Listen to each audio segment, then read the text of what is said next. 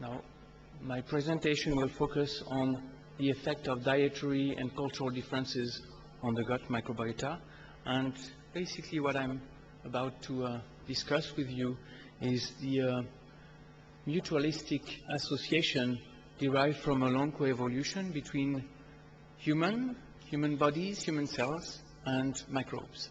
And you can see it also as the interaction between the human genome on the one hand and the microbiome. So each of us is host to 10 trillion human cells facing 100 trillion dominant bacteria. And this is 23,000 human genes facing more than 500,000 bacterial genes in each of us. And overall, as we see it today, more than 5 million bacterial genes in the human microbiota. Functions that play those microbes are key at interfaces: food microbe interface, cell microbe interface, and microbe-microbe interface. And these interactions are essential to maintenance of health and well-being of humans. Food microbe interface relate to metabolism. This is the contribution of microbes to fiber breakdown, for example, which is the very tip of the microbe food chain in our guts. The production of fermentation metabolites that are key elements of the crosstalk between microbes and human cells, especially at the level of the gut epithelium, and also the bioconversion of xenobiotic and food constituents playing with the bioactivity of essential substances. At cell microbe level, this is essentially the maintenance of the mucosal barrier integrity in terms of quality and quantity, delivery of mucus, but also tight junction integrity, trophicity of the epithelium, and all the parameters that relate to immune maturation and development, as well as newly recognized gut-brain crosstalk.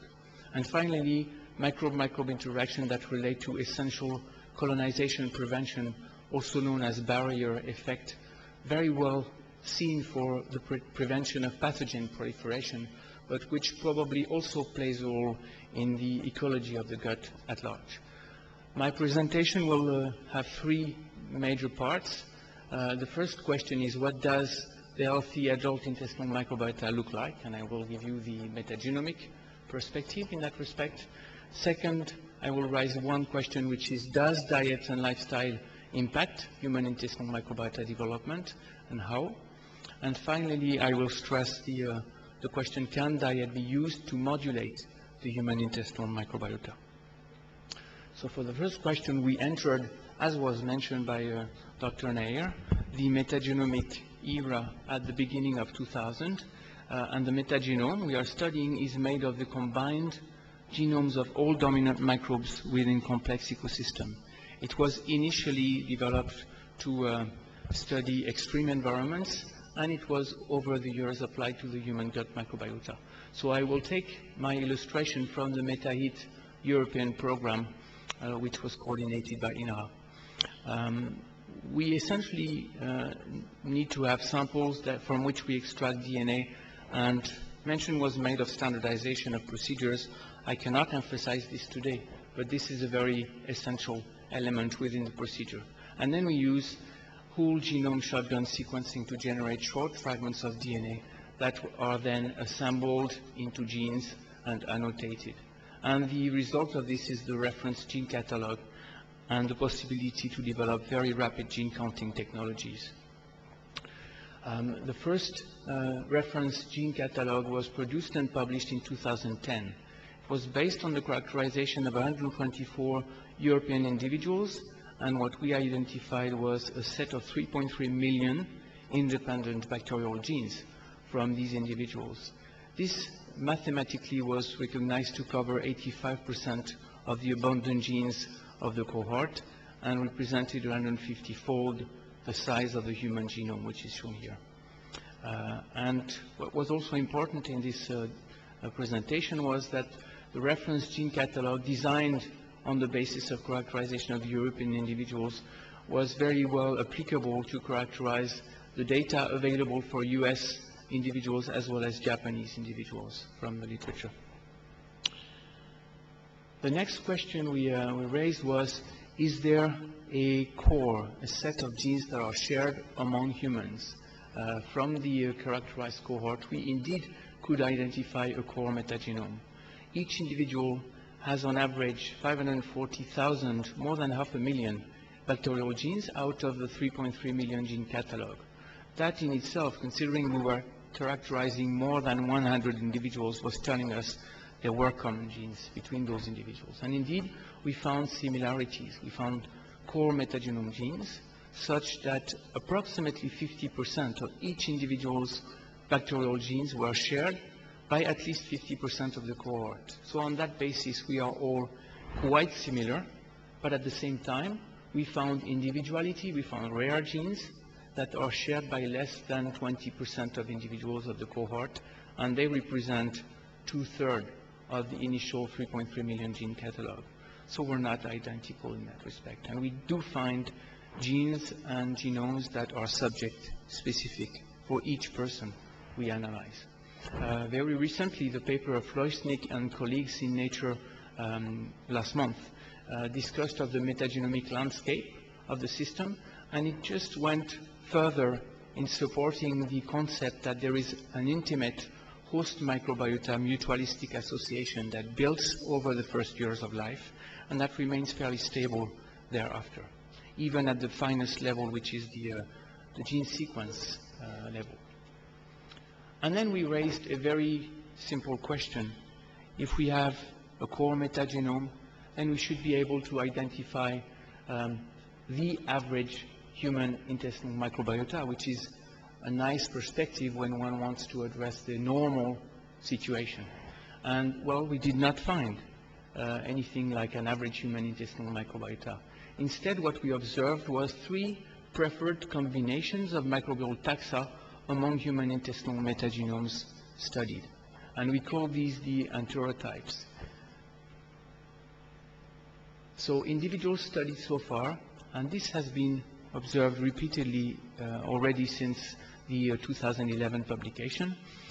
They separate in 3 enterotypes that are ecological arrangements that are dominated by the genera Prevotella for one of them, Bacteroides for the other, and Ruminococcus methanobrevibacter for the last enterotype. Not only do we see the dominant contributor to the enterotyping, but we also have an arrangement of bacterial genera that are either positively or negatively correlated with the main taxon. So people differ by species, they differ by enterotype, and they also differ by gut bacterial gene count. And I will really, over the rest of my talk, very often come back to this parameter, which in a way relates to bacterial diversity of the ecosystem.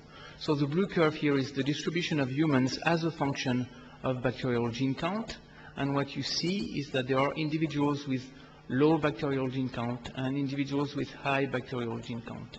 In the overall population, here a cohort of 277 individuals, we find the spread quite large, from 200,000 to over 800,000. What's also important here is that, as you see in the brown curves, the distribution of the enterotypes is not homogeneous at all. The Bacteroides enterotype is overrepresented in individuals with low gene count microbiota. We have sequence information, so we can identify bacterial species that are overrepresented in one or the other of these phenotypes. So here what you have is a representation where each column is an individual. Each line is a set of 50 marker genes for each of a number of species. The top one are species for which we have genome sequence available, and you can see that this set of species is overrepresented among low gene count microbiota, and these are overrepresented among high gene count microbiota. So they are marker species for this parameter. Overall, we find 68 marker species that allow a stratification of the human population in low gene count versus high gene count. So let's switch to the first question we want to raise. Does diet and lifestyle impact human intestinal microbiota development? Obviously, we start with the very beginning. We are sterile in utero, and the intestine is colonized at the very first moment of birth. Intestinal colonization is affected by many parameters, including mode of delivery, vaginal versus cesarean section delivery, and maternal microbiome at the level of vagina, also intestine and skin. Hygiene of the neonatal environment and use of antibiotics will also play a major role, probably most importantly in the very first moments of life, but that will still last throughout the rest of life. And food and feeding mode, breast milk versus formula milk, but also weaning diet, will also have a strong influence.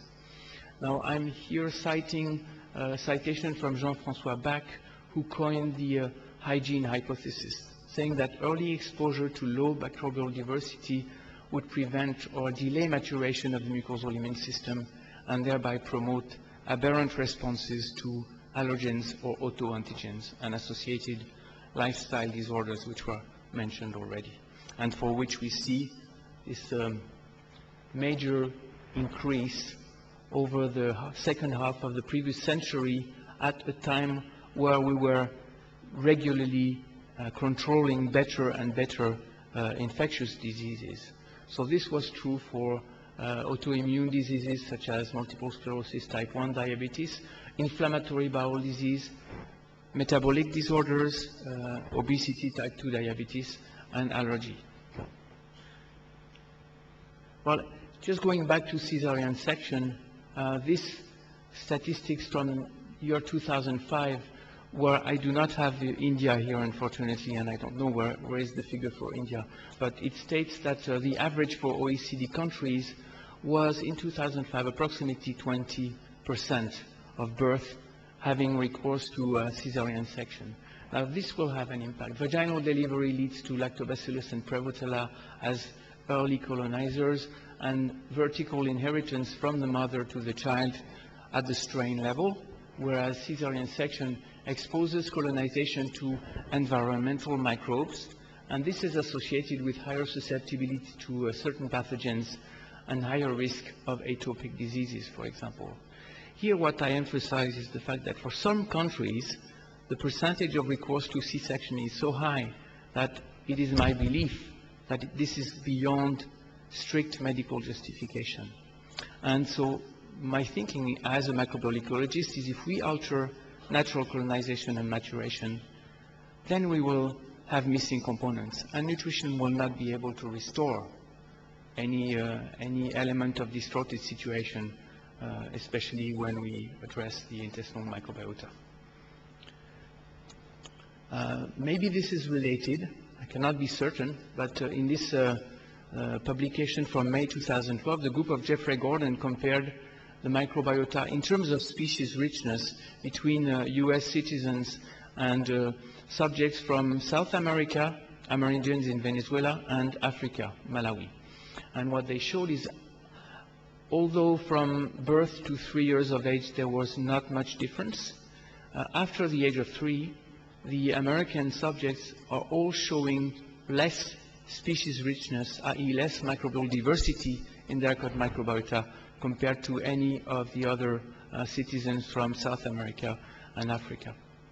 Now, we have been in developed countries impacting probably over several generations microbiota and microbiota transfer from mother to child via nutritional transition, via repeated antibiotherapy, and probably other parameters related to hygiene at birth. My question would be, have we been altering the human biology in altering the human gut microbiota? I will leave it as a question.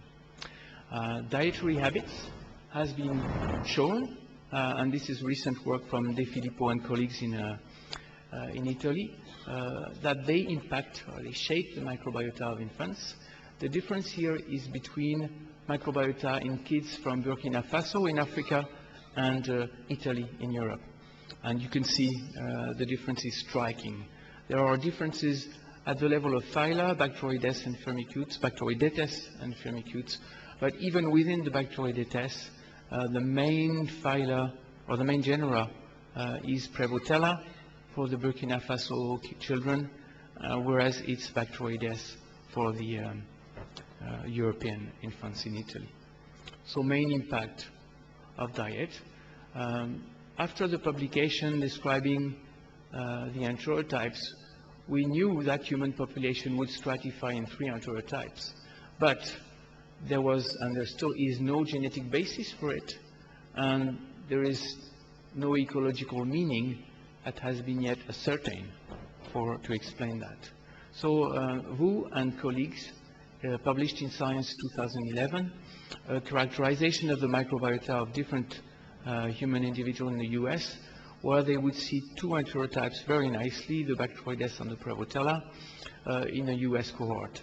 And they showed that long-term dietary patterns do shape the enterotypes, such that the Bacteroides enterotype is highly represented in individuals with high animal protein and fat diet, the Western type diet, I would say, whereas Prevotella enterotype is highly represented among high carbohydrate, high fiber diets. At the same time, in this study, they reported that there was no modification by short-term dietary intervention, a 10 days intervention. So if we summarize, take home messages from this part, then among several factors, diet will indeed contribute to structure the microbiota, especially in the early moments of life. And there is an impact of long-term dietary habits on the separation of humans into enterotypes. Dietary changes may play a role over several generations, probably more than we have thought of. And once established, the adult microbiota composition, at the level of composition, if I do insist, will be fairly resistant to moderate dietary changes. And I will finish with this question: can diet be used to modulate the human intestinal microbiota? And here we do need a concept, a functional target and readouts, and the example I will take is response to diet in obese individuals. And I will use for my presentation work done in 2 European studies. But first, the context is that we know there is differences in the microbiota in obesity, and from the work of Jeffrey Gordon's group, especially that piece of work showing that there is transplantation of the microbiota that allows to transplant the propensity to fat increase upon diet-induced obesity conditions. So mice, germ-free mice that receive the microbiota of conventional OB mice will have a tendency to take up fat mass more rapidly than the same germ-free mice receiving the microbiota from conventional mice. And there are differences in the structure of the microbiota between the 2 types. In Europe, we had two studies, the European MetaHit study, which involved close to 200 individuals, lean and obese, and was coordinated by Oluf Pedersen. It was based on a Danish cohort built in 1999, and so people were followed over time for close to 10 years before we sampled their microbiota. In French individuals, we had 50 obese and overweight that had a calorie-restricted diet for 6 weeks and a following maintenance diet for 6 weeks under supervision by Karine Clément at Pitié-Salpêtrière Hospital. Now, in both studies, what was quite striking is that if we study the distribution of individuals as a function of gene count, then we have low gene count individual, we have high gene count individual, and the distribution is actually bimodal. So we have, in a way, 2 separate populations. And it's also true in France, where the numbers are not so high, but the observation is the same, and the proportion of low and high gene count individual is the same as well. What was striking in these pieces of work is that low gene count individuals, low bacterial richness microbiota, have less healthy metabolic and inflammatory traits. And I will illustrate this in the following slides. So this is a bit complicated slide, but we will focus on the yellow highlighted elements. If we compare low gene count and high gene count individuals, then what we see is that insulin is significantly higher in low gene count individuals. Triglycerides, blood triglycerides are higher, and high sensitivity CRP, a marker of low-grade inflammation, is higher in low GC individuals. So overall, we have increased adiposity, we have increased insulin resistance, dyslipidemia, inflammation, all leading to predisposition to comorbidities in obesity, such as type 2 diabetes, cardiovascular disease, and possibly cancer. We also saw that in low gene richness microbiota, there is more frequent obese individuals, and it's associated with higher weight gain over the past 9 years for the Danish cohort subjects. This is illustrated here. If we take the overall population and separate the low gene count and the high gene count, then the percentage of obese is close to 80% in the low gene count individuals. It's lower in the high gene count, and this is true for male and female as well, where it's significant in both cases. And if we look at BMI change over time, then we see that in obese individual, low gene count comes with a higher increase in BMI over the past 9 years compared to high gene count individuals. So those individuals with low gene count will have a tendency to gain more weight or to gain weight more rapidly over time. In the French study, we had this intervention, 6-week intervention with very low calorie diet, 1,200 kilocalories for female per day, 1,500 for male. And this was a high protein, low glycemic index carbohydrate with high and diverse fiber content. And then stabilization. And what we could see is that the dietary intervention will altogether improve gene richness. This is shown here, where over time, if we compare low gene count and high gene count, what we see is that we can rise the gene count in low gene count individuals by close to 100,000 genes. So this is very significant here. But at the same time, although we do correct the phenotype partially, we do not correct phenotype as well in the low gene count and high gene count individuals, such that the insulin resistance, the triglyceride blood levels, and the high sensitivity CRP are not ameliorated as well in low gene count individual. Overall, the conclusion is that dietary intervention appears less efficient in patients with low gene richness, especially for inflammation parameters. But I will stop 30 seconds here. What I'm saying is that if we take the picture of the microbiota of an individual before we do the intervention, at time 0 of the study, we can predict whether that person will respond more or less to a very drastic calorie restriction. So this is predictive here. Now in this study, we worked with colleagues from Danone on analyzing the dietary habits of the patients, and using dietary patterns, we determined 3 different patterns based on food frequency records for 26 food categories. We found the cluster 1, cluster 2, cluster 3, 1 being characterized by consumption of potato, including chips and sweetened drinks, for example, whereas cluster 3 was characterized by consumption of high fruits and vegetables in their diet. And there was a link in this study between the category, the cluster of dietary pattern, and gene richness. It was only a trend with a p-value of 0.01 for the small population that we were analyzing. But we think that healthier dietary habits being associated with higher gene diversity could explain, at least in part, the more favorable phenotype of the subjects with high gene count microbiota. Hence a potential major role of nutrition on the phenotype and the development. So if we look for take-home messages of this part, microbiome gene richness appears as a key stratifier for the response to dietary intervention in obese subjects. Microbiome gene richness is a relevant target for dietary modulation, and this was not so clear until today.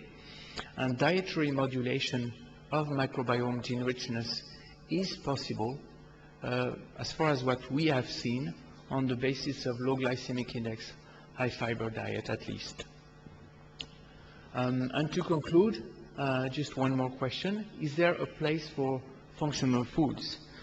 We've learned from work by Patrice Cani and colleagues that prebiotics are successfully used in modulation of low-grade inflammation in obesity and type 2 diabetes.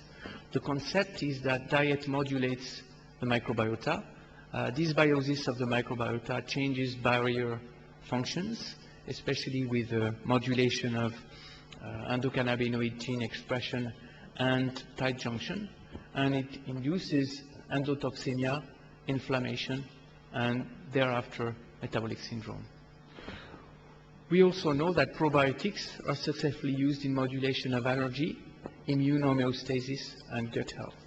At the European level, regulation is being centralized, much like you have many states and you do efforts to centralize the regulation of health claim in India.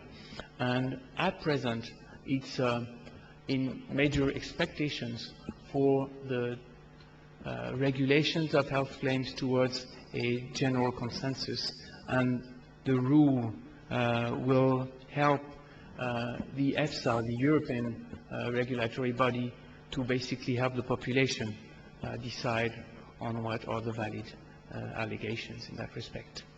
There are novel concepts that should be open perspectives for new targets.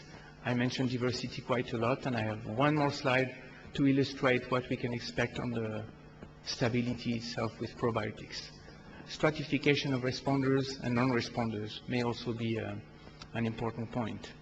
And microbiota modulation should really only be considered when we have balanced nutritional conditions, I would say.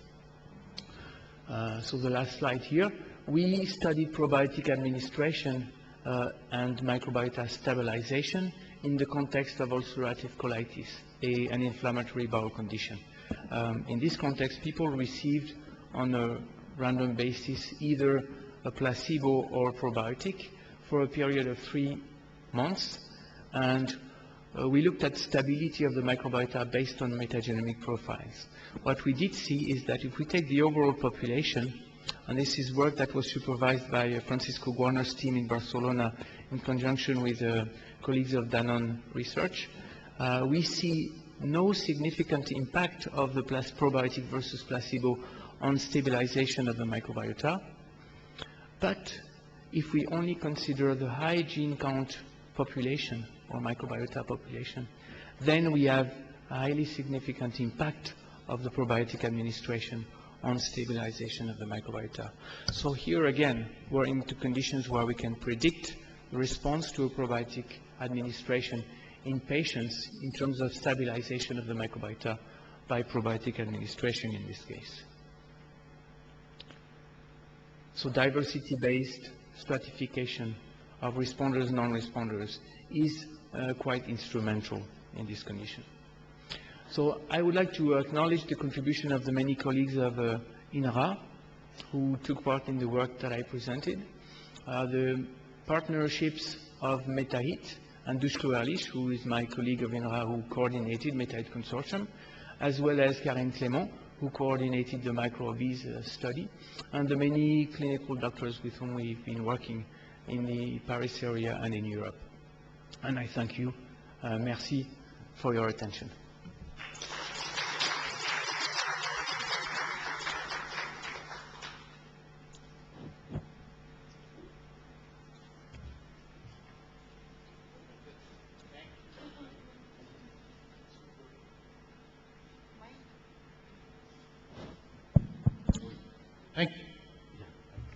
Thank you very much, Dr. Dore. That was a great start. Thank you. The talk is open to questions. Yes, sir. May I first pay compliment to you, Mr. Dore, Thank you. for tackling a very complicated subject in this short time that you had at your disposal. Well, I'll pose two issues. First is that you very rightly hinted that there is the role of the bacterial genes and microbiota in maturation of the immune system. Yeah. Of course, the diversity we know is to a great extent driven by that phenomena. Also, a very important facet is that the oral route is the one which leads to tolerance or lack of immunological responses. I mean, that is again a very great feature. And that is what avoids the autoimmune phenomena. Otherwise, we will be all allergic to chicken, fish, and God knows what. Yeah. So therefore, this is a very important attribute of the system. Do we know which microbes are connected with these two phenomena? This is the issue that I would pose. Second, a little comment is that for the metabolic syndrome, please don't forget there is also a hormonal angle. It is not just the number of genes, the high or lower, but also the hormonal Yeah. circuitry, Yeah. which has a very important role Yeah. in the metabolic syndrome. Okay. Thank you very much for these questions. And I think both relate to potential crosstalk between microbes and human cells. So you will hear more from the presentation of Jean-Michel Antoine on crosstalk. But what I would like to say is that we know very well the interaction between pathogens and human cells and how that relates to immune system. But we know still rather little about the interaction between human commensal microbes, dominant commensal bacteria, and human cells of the epithelium as well as immune cells.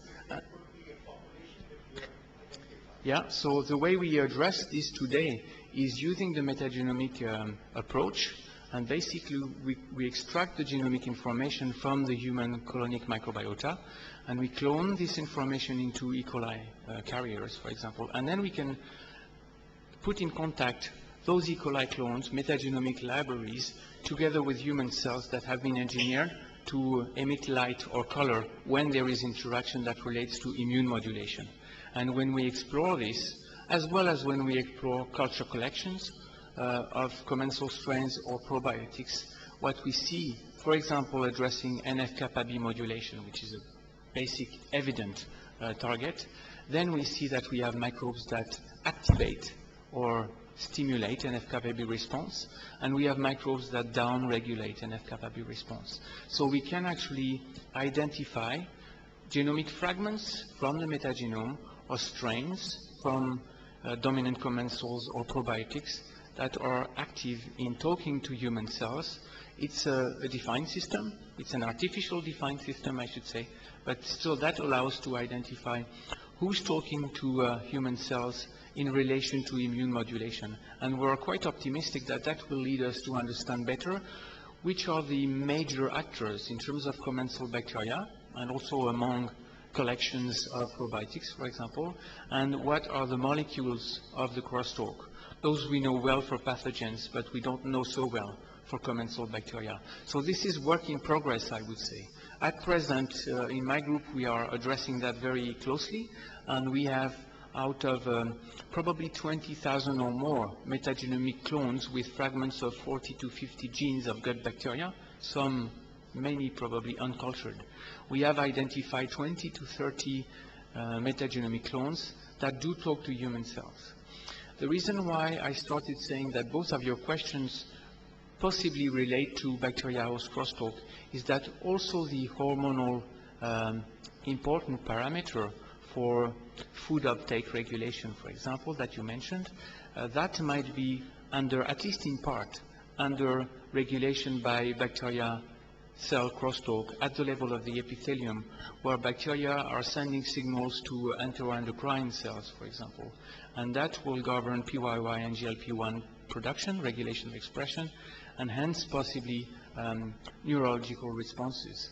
So I think that your topic is very important. It's emerging, and we can hope a lot from that. Yeah. The next question.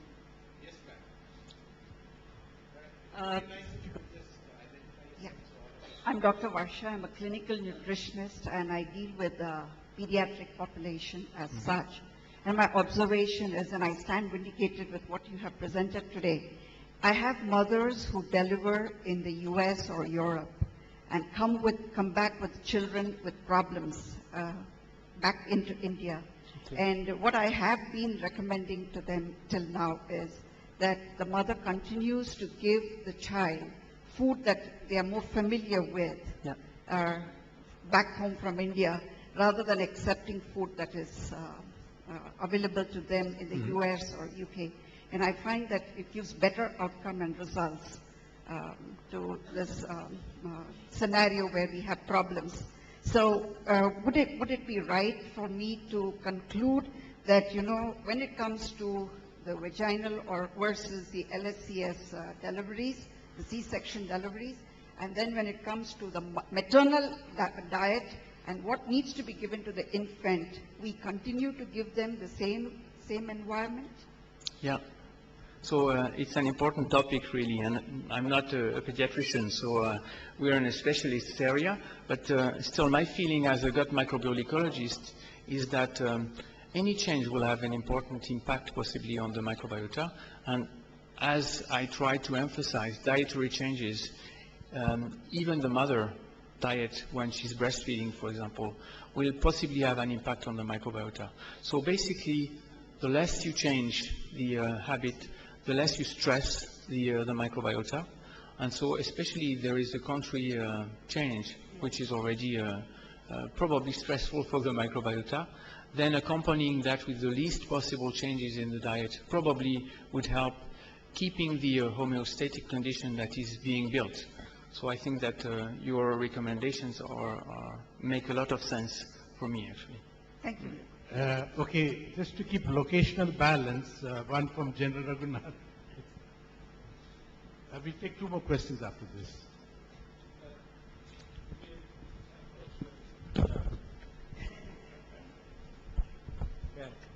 May I add my compliments to a very nice and fascinating Thank you. lecture. Right? Dr. Dora, it was very interesting.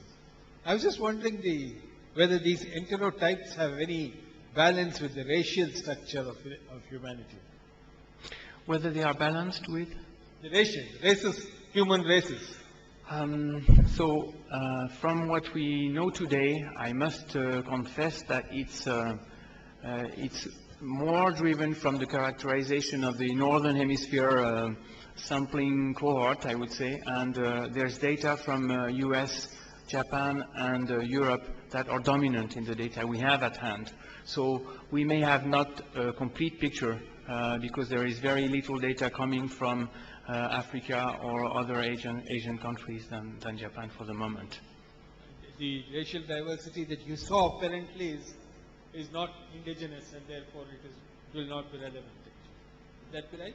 Yeah, I would say yes, yes. Professor Agarwal. My question is focused to the last part of your talk. Yeah. The study on giving probiotics to people with ulcerative colitis. Yes.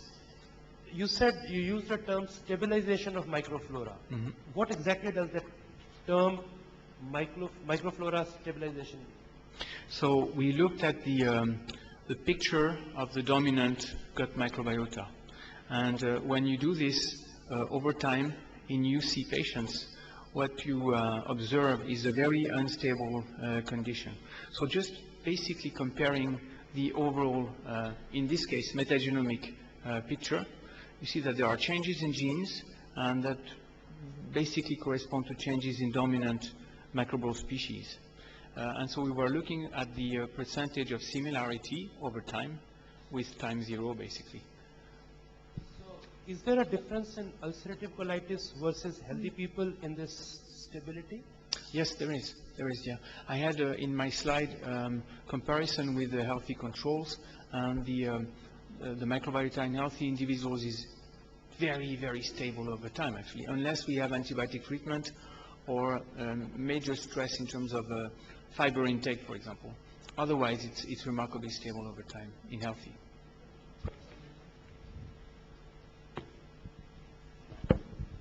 We'll take one more question after this, Dr. Bhatnagar.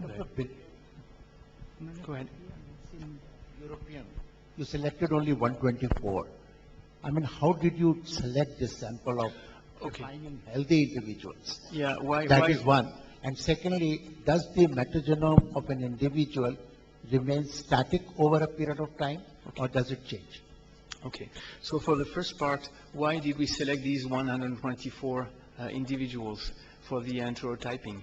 Actually, we at some point were including subjects for the MetaHit study from Denmark and Spain, essentially, and we analyzed the data as it was coming, and when we had a clear view of the enterotype, then we stopped the analysis, but we have been continuing all the time ever since. And today we have metagenomic information from close to 1,000 individuals, and we'll still see very clearly the enterotypes.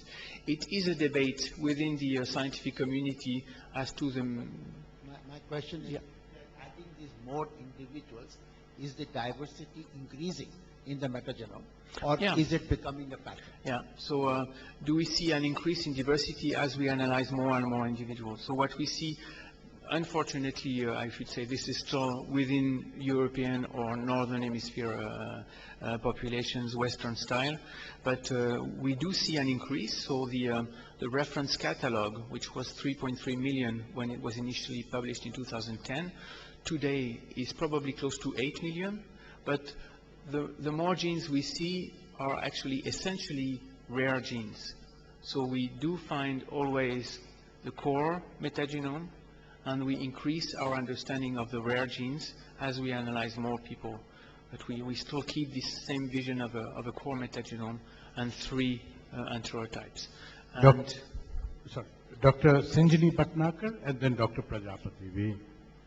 This is an area where more questions than answers can be generated. So. No, I just have a quick question. You know, this probiotic science is really wonderful, but we've been at the other end, as clinicians and pediatricians, we've struggled to find cause-effect relationships. And I just had a question about your data initially.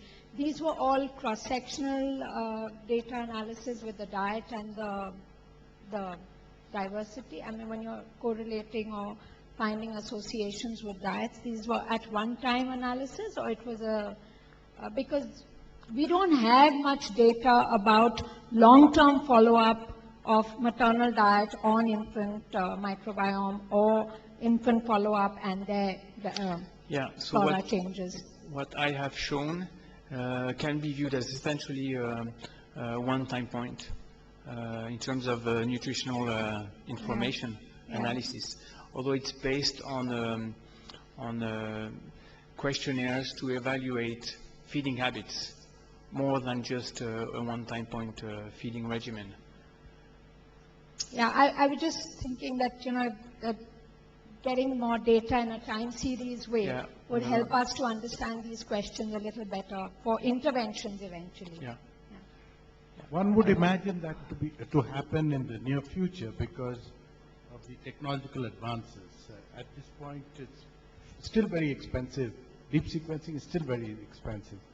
Professor Prajapati, and we'll end up the session. Your last slide was very interesting because probably you are drawing a conclusion that probiotic intervention doesn't affect much the number of microflora, rather than the number of genes are more important, because all probably microbiomes are targeting high number of viable cells to reach to colon. So is it not that number which is very important, or the number of genes related to some effects? I could not understand much your last slide, that your conclusions in that. Yeah, so